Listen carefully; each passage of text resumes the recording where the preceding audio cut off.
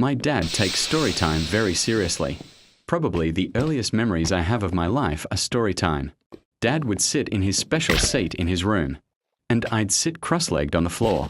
Story time was important. Story time was special. Story time couldn't be skipped. Every night. It was a ritual. An event. I liked it, mostly.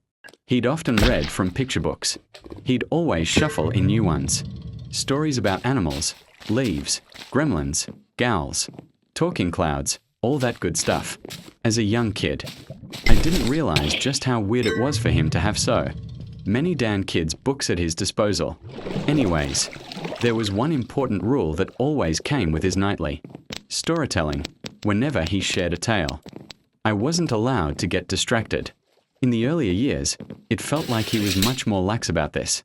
If I yawned or dozed off, he was pretty forgiving. But if I interrupted him, saying I was hungry or bored or wanted to play video games, he'd shut me down quickly.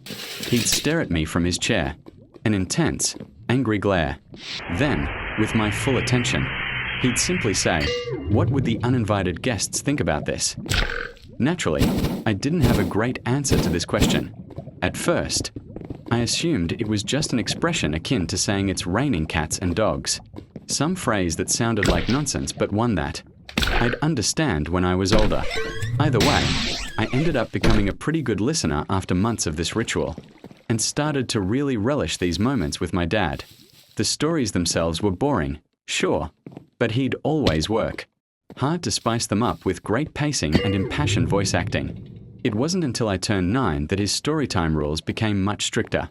At this point, if I got itchy and looked down at my arm to scratch it, he'd snap his fingers, then glare. What would the uninvited guests think about this? If I noticed a snowfall happening outside, my eyes briefly darting to the window, it would be another snap of his fingers, another disapproving look, and another mention of uninvited visitors.